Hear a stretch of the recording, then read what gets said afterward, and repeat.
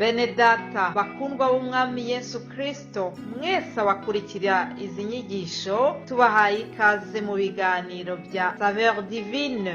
Ibi biganiro mu bitegurirwa n'abavugabutumwa bwiza batandukanye, akaba ari umuhamagaro ugendera ku ijambo ry'Imana byanditse mu gitabo cy'ubutumwa bwiza uko bwanditswe na Matayo ibice 24 umurongo wa 14. Kandi ubutumwa bwiza bw'ubwami buzigishwa mu isi yose ngo bube ubuhamya bwo guhamiriza amahanga yose, nibwo imperuka izahera ko ize. Ibi biganiro mubikurikira ku channel ya YouTube yitwa Saveur Divine. Tubifurije kugubwa neza. Imana Data ari nayo So ibaha umugisha.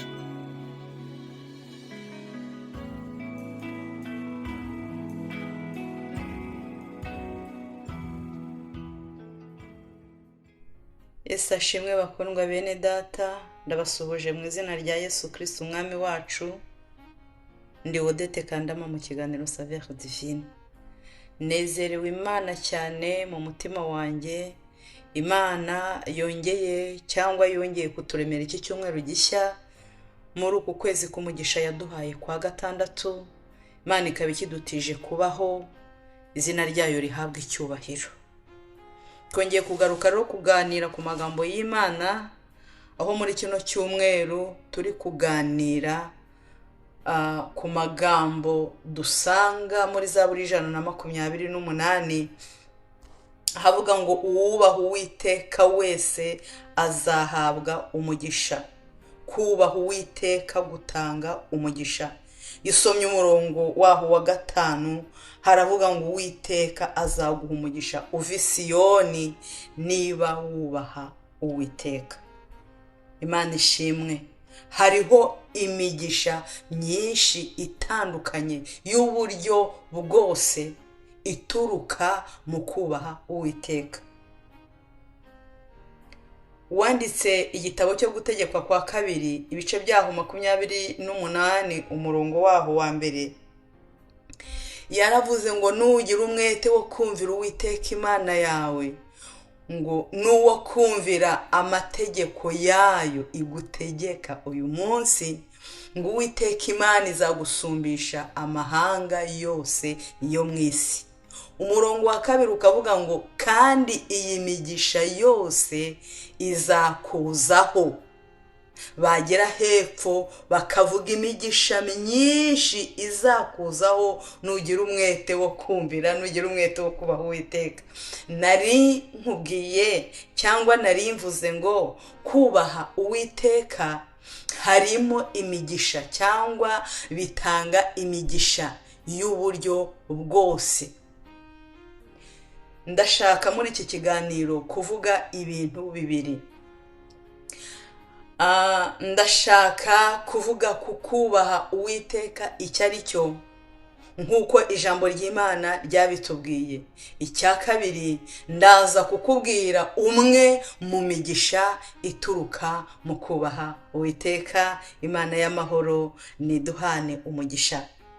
Ndagira ngo dusome mu gitabo cy'Imigani, dusome ibice byaho 8, dusome n'umurongo waho wa 13.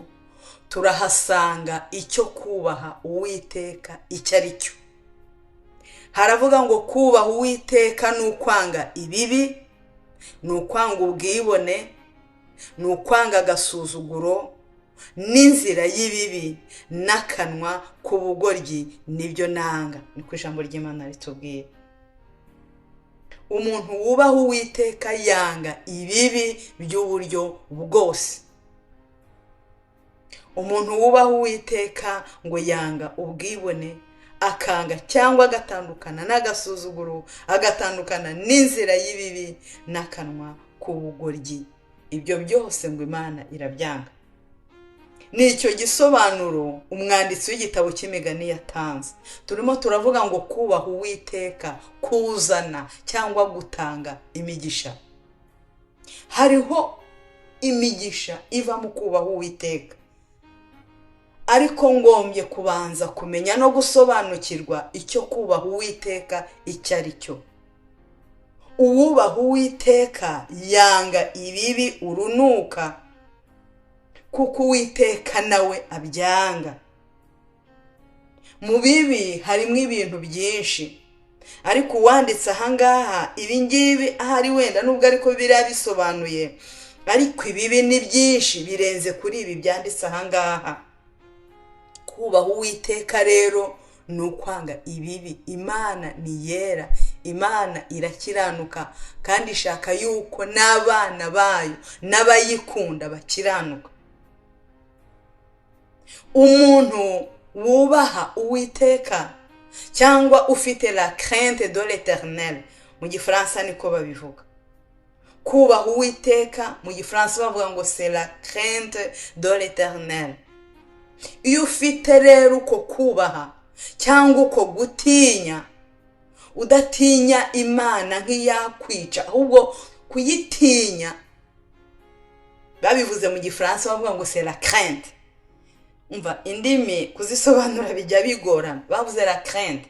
Iyo uvuze la crainte uvuze gutinya, ariko n'ubundi umuntu wubaha ntabwo umutinyuka, atari ukumutinya nk'uko umuntu atinya igikoko cyangwa atinya inyamaswa, ariko umuntu wubaha ugira uko witwara imbere ye, umenya ibyo akunda, ukamenya ibyo yanga, ukabyitwararika, ukamenya ikimubabaza ukakirinda, ukamenya ikimushimisha. Iyo wubaha umuntu nuko ubigenza, akaba ari cyo witaho. Rero niba natwe twubaha Uwiteka, icyo mu gifaransa Bibiliya yise ngo ni ugutinya, la crainte, tugomba kuzinukwa ibibi. Imana yanga ibibi, Imana yanga ibyaha, kandi ibyaha nibyo byonyine bijya bidutandukanya nayo. Rero umwanditsi w'igitabo cy'Imigani yaravuze ngo kubaha Uwiteka ni ukwanga ibibi, ubwibone n'agasuzuguro n'inzira y'ibibi n'akanwa k'ubugoryi, nibyo Uwiteka yanga, arabyanga, n'ibindi bibi bisa bityo. Imana idufashe. Niba wubaha Uwiteka, muri wowe akanwa kawe kaba kajya gahamya, kakaba kajya kavuga ko wubaha Uwiteka, kuri umwana w'Imana, ko wihanye ibyaha, ko ushaka kuzajya mu ijuru. Muri wowe ukavuga uti nubaha Uwiteka, ikizabigaragaza si uko ari uko nzabivuga cyane, ari uko uzabivuga, nubwo no kubihamya ari byiza, ariko bizagaragazwa nuko wanze ibibi, ukanga ibibi n'ibisa nabyo, ukanga ubwibone, ukanga agasuzuguro, igisa n'ikibi cyose cy'Imana yanga nawe ukacyanga, icy'Imana ikubuza ukemera kuyumvira, icy'Imana igutegeka ukemera kugikora, niko uwubaha Uwiteka bigenza. Ijambo ry'Imana, Imana tuvuganira mu ijambo ryayo, yaratubwiye mu ijambo ryayo ngo iki ni kibi, kibi cyose Imana iracyanga tukakizinukwa. Iki ngiki ni cyiza cy'Imana ikunda yita cyiza, natwe tukacyita icyiza tukagikora. Uko biri ivuga ngo bazabona ishyano abafata ikibi akaba ari cyo bita icyiza, noneho icyiza akaba ari cyo bita ikibi, abo ngo bazabona ishyano, niko Bibiliya yavuze. Ariko uwubaha Uwiteka, icyo Uwiteka yise mu ijambo rye ko ari kibi tukita kibi, cyo yise icyaha tukita icyaha tukakigendera kure. Icyo Uwiteka yanga natwe dukwiriye cyangwa tugomba kucyanga, niba tuvuga ko tumwubaha kandi dushaka kunezeza umutima we. Bakundwa bene data, mu nkundire mbabwire umwe mu migisha itangwa cyangwa iva ituruka mu kubaha Uwiteka, mu gutinya Uwiteka.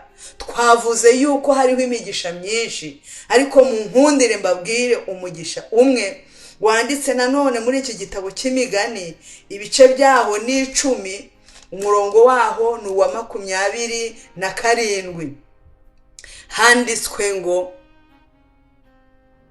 kubaha Uwiteka gutera kurama, ariko imyaka y'umunyabyaha izatuba. Bakundwa bene data, mu migisha ituruka mu kubaha Uwiteka, mu migisha ituruka mu gutinya ikibi, mu migisha ituruka mu gutinya Imana ukagendera ibibi kure nk'uko Imana ibyanga, umwe muri iyo migisha myinshi ituruka mu kukubaha Imana, mu kukubaha Uwiteka, harimo uyu mugisha uvuga ko kubaha Uwiteka gutera kurama. Nyamara imyaka y'umunyabyaha izatuba ntabwo izaba myinshi, cyangwa se nyamara utubaho Uwiteka, ni ukuvuga uwihannye ibyaha yubaha Uwiteka, ariko ukiri mu byaha uwo ntabwo nyine aba yubaha Uwiteka, ntaba yarafashe decision nziza yo gukurikira inzira nziza yo gukunda Uwiteka, yo kureka ibyaha no kumwubaha no gukora ibyo ashaka ashima. Haratubwira rero ngo uwubaha Uwiteka uwo nguwo azarama. Uwihannye ibyaha akemera kubaha Uwiteka, akemera kuva mu nzira y'ibibi akubaha Uwiteka, akamutinya akagendera mu nzira ye, uwo azarama ntabwo azakenyuka. Kandi twese dukunda kurama. Bakundwa bene data, uwubaha Uwiteka Imana izamuhaza uburame. Ari mu isi ntabwo azapfa akenyutse, ariko na nyuma y'ubuzima bwe muri iyi si azabaho ubugingo buhoraho, azabana n'umwami Imana mu ijuru mu byicaro Imana yateguye. Uwubaha Uwiteka mu isi Imana iramushyigikira ikamwigisha uko agenda.